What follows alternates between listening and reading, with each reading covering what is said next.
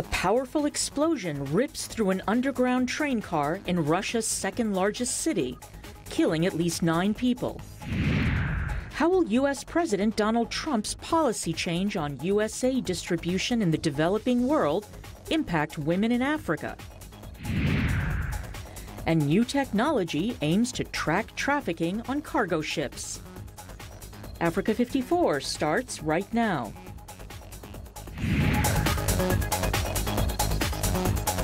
Good evening and welcome. I'm Vincent McCory. This is Africa 54. Now, residents in the Russian city of St. Petersburg remain shaken after authorities say a powerful explosion ripped through an underground train car on Monday, killing at least 9 people and wounding at least 50 others. Russian media reported that the blast, which occurred at 2:40 p.m. local time, took place at the Senaya Square metro station in the city's center. All metro stations in Russia's second-largest city have been shut down.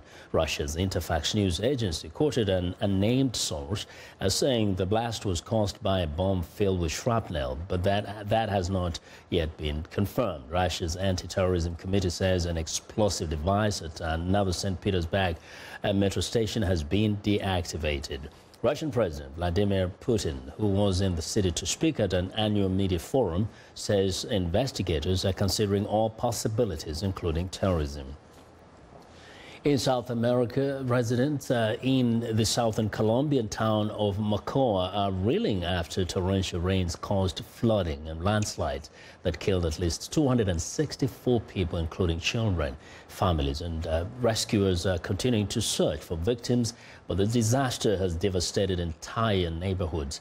President Juan Manuel Santos blamed climate change for the disaster, saying Mocoa had received 1/3 of its usual monthly rain in just one night. Several rivers burst their banks near Mocoa in the early hours of Saturday, sending water, mud and debris crashing down streets and into houses as people slept. Disaster officials say more than 500 people are staying in emergency housing, while social services has helped 10 lost children find their parents. Large parts of the region remain without electrical power or running water. U.S. President Donald Trump is meeting with Egyptian President Abdel Fattah el-Sisi Monday at the White House. It's the Egyptian leader's first official visit to the White House. U.S. aid to Cairo was frozen by former President Barack Obama after Egypt's military, led by then General Sisi, overthrew Egypt's first democratically elected president, Mohamed Morsi, in 2013. Sisi was elected to the presidency a year later. Obama did not invite Sisi to the White House and was critical of the military regime's crackdown on the Muslim Brotherhood, which Morsi represented as president. Sisi regards the Brotherhood as a terrorist group. Monday's Oval Office meeting is being keenly watched in Cairo, where there is intense curiosity about Trump's intentions towards Egypt and the greater Muslim world following Trump's ban on citizens from 6 Muslim-majority countries. A U.S. Senate panel is expected to approve President Trump's Supreme Court nominee, setting the stage for a tough partisan fight in the full Senate that could forever alter how the chamber operates. VOA's Michael Bowman reports, if confirmed, federal appellate judge Neil Gorsuch would fill the seat held by Justice Antonin Scalia, who died more than a year ago. As the majority party, Republicans have the votes to approve Gorsuch in the Senate Judiciary Committee, even if, as expected, all Democrats line up in opposition. After that, questions abound. I can't promise you how I'd rule in a particular case. At least 36 Democrats oppose Gorsuch, whose judicial qualifications are not in doubt, but whose responses to questions at his confirmation hearing deepened Democrats' misgivings about his conservative leanings. Judge Gorsuch needed to convince me he would not join the posse of Republican appointees that has relentlessly stretched the law to benefit Republican partisans and corporations at the expense of everyone else. Over and over again during his hearing, he dodged and ducked and failed. Should the number of Democrats opposing Gorsuch reach 41, they could block the nomination through a filibuster, which necessitates a 3/5 majority to get to a final vote in the 100-member Senate. Republicans see them as sore losers. So what's all the whining about? They lost the election.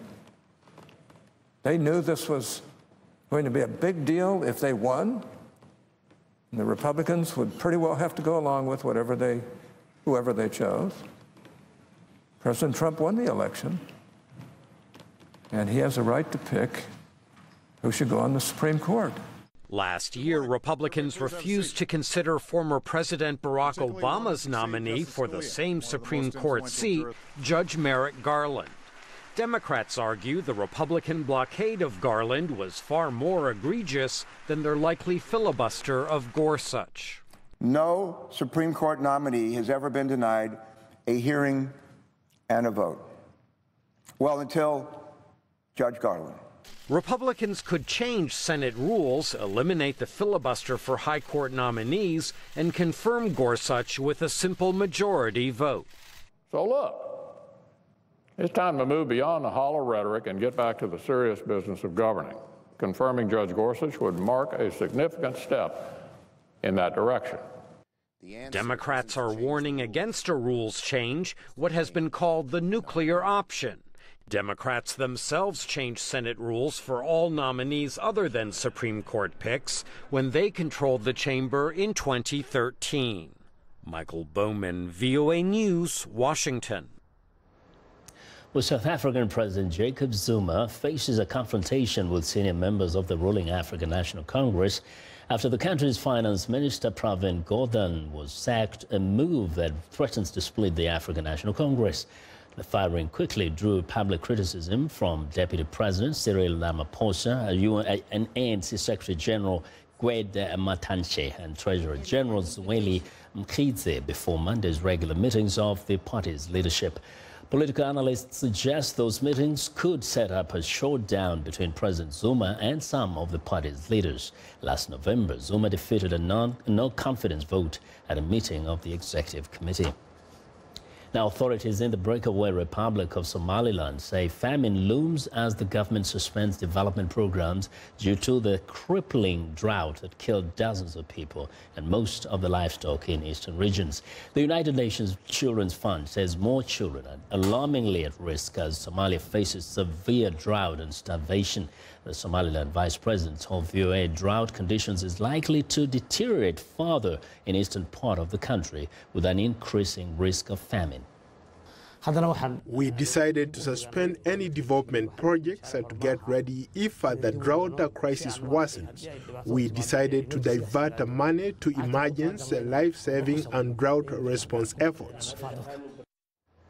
Well, the United Nations says more than 6 million Somalis need emergency food, including close to 1 million acutely malnourished children. Not too far from there, South Sudan has announced that it is suspending plans to charge foreign workers $10,000 for a work permit fee. Now, the decision comes after criticism that the hefty fee would create a huge expense for aid organizations. The war-torn nation had announced the 100-fold hike in the fee for foreign professionals in early March. Most such workers in the country are employees of humanitarian groups. South Sudan has been embroiled in civil war since 2013, when President Salva Kiir fired his deputy Riek Machar, sparking a conflict that has increasingly split the country along ethnic lines. Now, hundreds of ships are now switching off their tracking devices and taking unexplained routes, raising concern that the trafficking of arms, migrants and drugs is going on undetected. New technologies enabling authorities to follow the routes of suspect vessels. But security experts say taking on the smugglers will require greater coordination. And Ridgewell reports.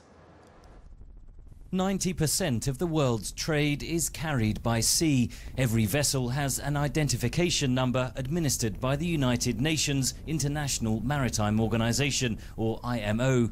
But ships are able to change their identity and avoid detection. The Israeli company Windward has developed software to track these changes. Here, the system maps a cargo ship traveling from China to North Korea. What this vessel is actually doing at sea, it's intentionally changing all of its identification numbers, but also its name and its size and its flag and its owner, everything that's recognizable in its digital footprint. This is obviously somebody trying to circumvent sanctions to North Korea. In a joint investigation with the Times of London newspaper, Windward showed that in January and February, over 1,000 cargo transfers took place at sea. Security experts fear these transfers include drugs, weapons and even people. Suspicious activity can be highlighted by comparing a vessel's journey with its previous voyages. In mid-January, this Cyprus-flagged ship deviated from its usual route between West Africa and Northern Europe to visit Ukraine, deactivating its tracking system on several occasions. It's leaving Ukraine, transiting all through the Bosphorus Straits into Europe. These red bits are drifting off Malta. On the way, it turns off transmissions for a few times. These are the dotted lines, and comes into this space east of Gibraltar. This area is known for ship-to-ship transfers and smugglings because of the proximity to North Africa. Under global regulations, all vessels must report their last port of call when arriving in a new port. But as you can understand, when it does ship-to-ship transfer here, it doesn't actually call into any port, right, because it's the middle of the ocean. So it's finding a way to bypass what it already has to report to the authorities. Finally, the vessel sails to a remote Scottish island, Islay, but anchors around 400 metres off a tiny deserted bay. The purpose of this voyage hasn't yet been identified. Daniel says using information like this to investigate suspicious shipping requires political will as well as technological advances. Regulation, coordination, legislation, and then proof in the court of law. And not all of these necessarily exists. The high seas, which means 200 nautical miles onwards, by definition are not regulated right now. The UN is still working on it. The scale of smuggling around the United States coastline was underlined a few weeks ago after the Coast Guard intercepted 660 kilos of cocaine off the coast of Florida, with a street value estimated at $420 million. Henry Ridgewell for VOA News, London. Well, I want to know what you think about Africa 54 and the stories we covered. Join the conversation on Facebook. The address is Africa 54. We're also streaming our show live on Facebook, so check us out and share our show with your friends. Also, check out our headlines 24/7 on voaafrica.com. Find me on Twitter at VOA Vince McCory. Now, coming up, how new rules on U.S. humanitarian aid could impact women on the continent. Stay with us.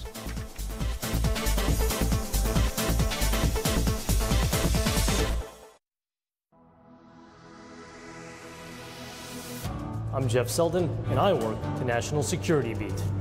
National Security Beat is anything that affects the national security of the United States, from counterterrorism to surveillance to even relations with Russia. It's one of the most fascinating beats you can have. It's probably one of the more important beats that you can cover because it touches on so many areas of the world, so many areas of people's day-to-day lives. I'm Jeff Selden, and my beat is national security.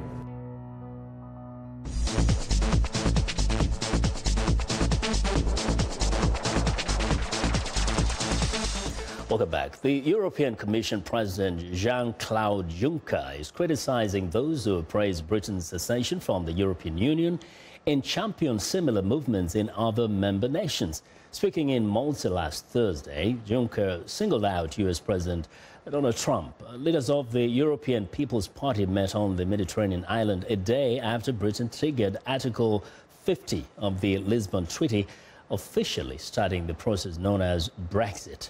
VOA's Zlatan Hope reports.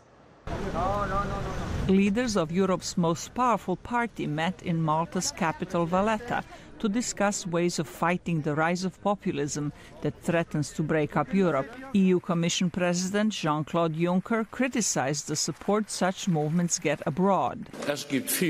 There are many who would find it wonderful if it were the case also on another continent, where a newly elected president was delighted that Britain is leaving the European Union and has also encouraged other countries to do exactly the same.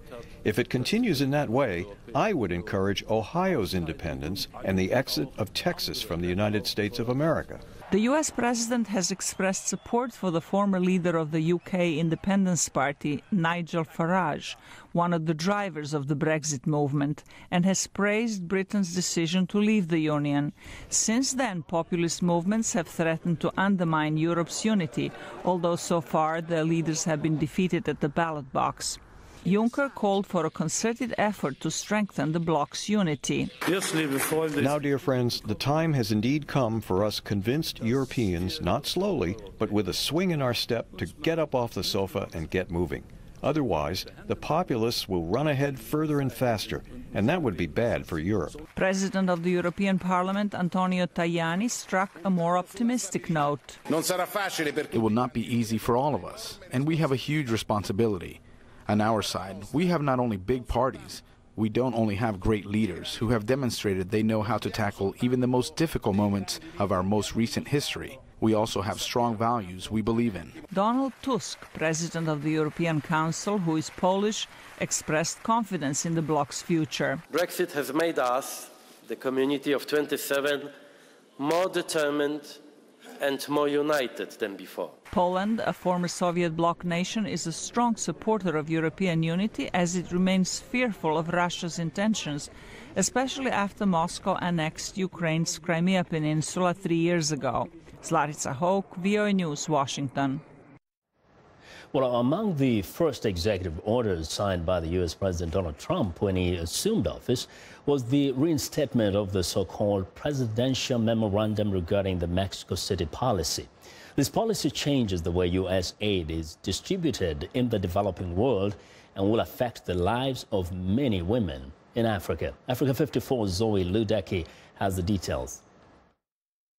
President Trump reinstated a law that bans the use of U.S. foreign aid money by international organizations that support abortion.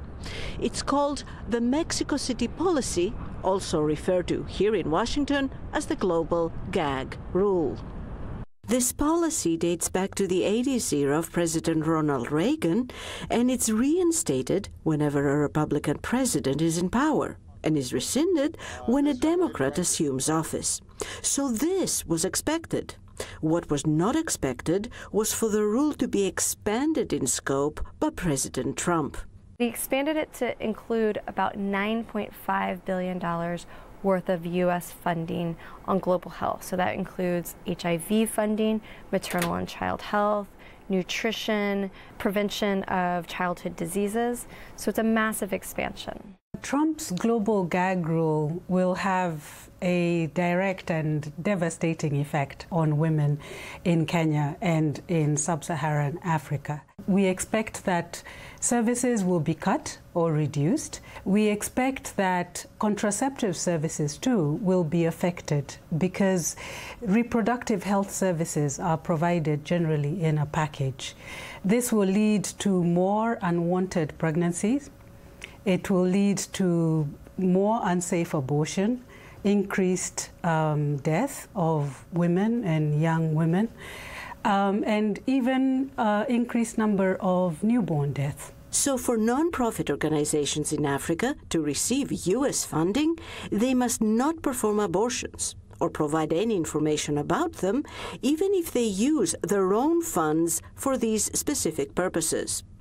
For the organizations that will abide by the new rule, it means that when a doctor sits down with a woman, if she has a health complication and she's entitled under her local law to access a safe abortion, that doctor cannot give her a referral or provide her the information that she needs to take care of herself. So that sacred relationship between a doctor and a patient is impacted by a rule written and signed by President Trump here in the United States. We know that out of the 42 million plus abortions that take place in the world, over 22 million of them take place in low and middle income countries like in sub-Saharan Africa. From these figures, we can extrapolate the impact that this global gag rule would have. Now other countries have started their own initiative to outweigh the effects of the global gag rule. The Dutch have created the She Decides initiative, and in Britain there is a conference coming up called Family Planning 2020 that will try to bring together donor and recipient countries. Zoe Liudaki, VOA News, Washington. Well, it's time now for a short break. Still to come on Africa 54, the Ghanaian brothers whose custom cars are turning heads. We'll be right back.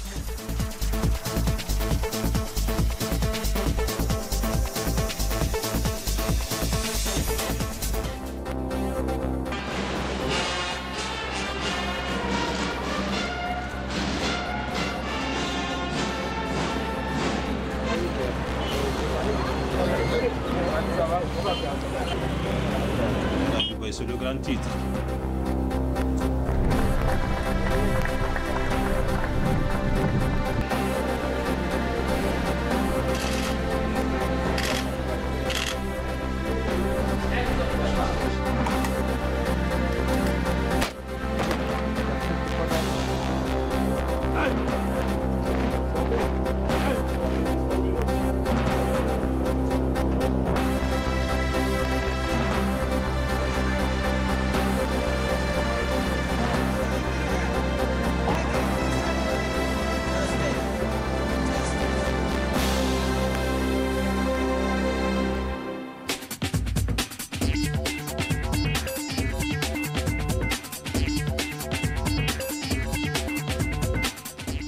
Welcome back to Africa 54. Now, here's what's trending. Traditional elements, a diverse spectrum of colors and memorable collections, bridal culture in Pakistan's coastal city of Karachi. One of the main trends on display was fashions inspired by the subcontinent's Mughal Empire, established in the 16th century. Rich fabrics, detailed embroidery, and lots of sparkle ruled the runway. And that includes groom fashion, or rather groom fashion. That's right. Next up, stunning turnaround for Iceland's youth. Nearly half of Iceland's 15 and 16-year-olds surveyed in the 1990s say they drank alcohol, 1 in 4 smoked tobacco, and 17% say they smoked cannabis. In 1997, the government imposed a curfew on 13 to 16-year-olds who were banned from being outside unaccompanied after 10 p.m., extended until midnight during Iceland's long summer days. Lawmakers raised the drinking age to 18, prohibited sales of tobacco to minors and alcohol to anyone under 20. The government also promoted sports and a healthy lifestyle. By last year, the percentage of young people who reported drinking in the previous month dropped to 5%. Regular smokers dropped to 3%, while 7% say they used cannabis. Well, and finally, Samsung's first major smartphone released since the recall of its Fire Pro Note 7 boasts a larger display with no home button and also a voice assistant to rival Siri and Google. The company has blamed multiple design and manufacturing defect for the Note 7 fires. Inspectors concluded that the initial batteries were too small for their capacity. Samsung recalled the phones and shipped replacements, but the newer batteries had welding defects and a lack of protective tape in some battery cells. Samsung recalled the replacements too and scrapped the phone. Samsung will start taking orders for the new S8 on Thursday. And that is what is trending today. Well, now, there is a good chance you've probably seen custom-made cars in music videos or on the streets of Hollywood. Everyone from reality stars, the rappers, to super-rich celebrities are driving them. But have you ever wondered who makes these cars? VOA's Paul Ndiho recently caught up with the owners of the Roadstar Motorsport, the Los Angeles-based automotive boutique that turns inexpensive cars into exotic automobiles. Most of us are happy to drive affordable vehicles, but for the super rich, it's all about status and appearance in a custom-made car, one that meets their exquisite taste. Therefore, are choosing to drive some of the market's fastest, sleekest, and most expensive cars. One can argue that these cars are on fleek.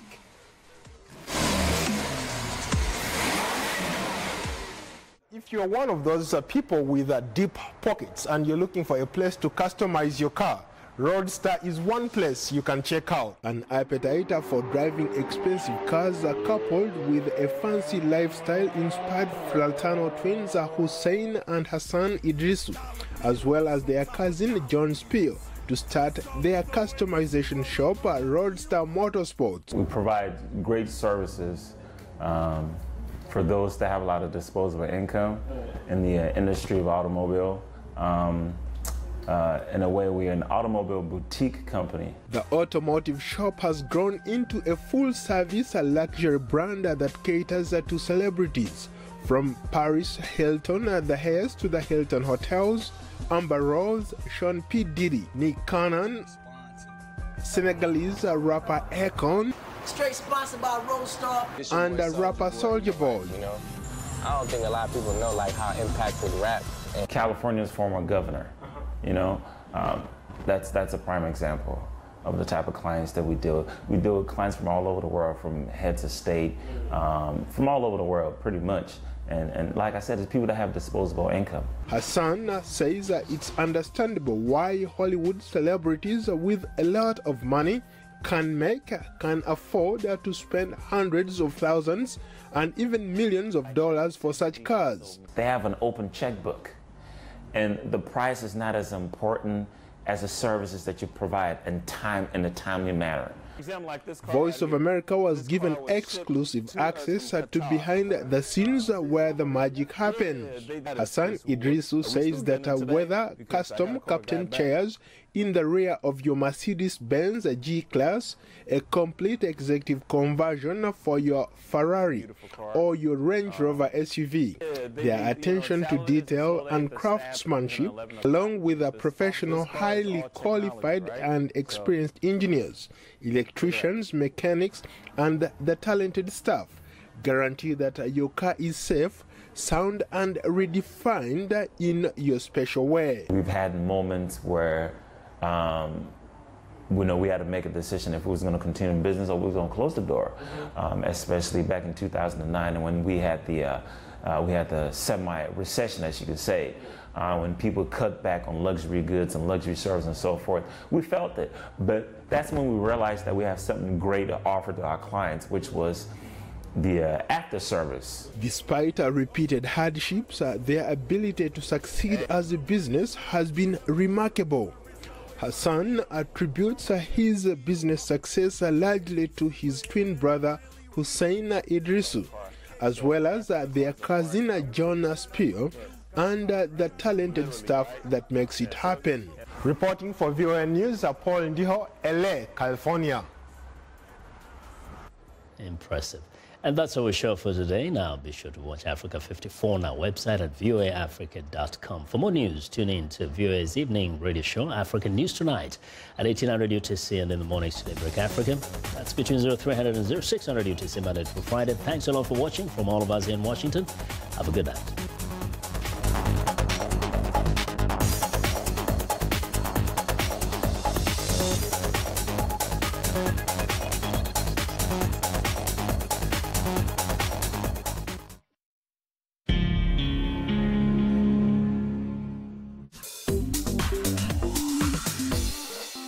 Welcome to English in a Minute. When something loses its original shape or form, it does not look very natural or comfortable. Bent out of shape. Hey, did you tell Greg about my dinner party? Yeah, I did. I thought he was invited. Well, now he's all bent out of shape because I didn't invite him. I'm sorry.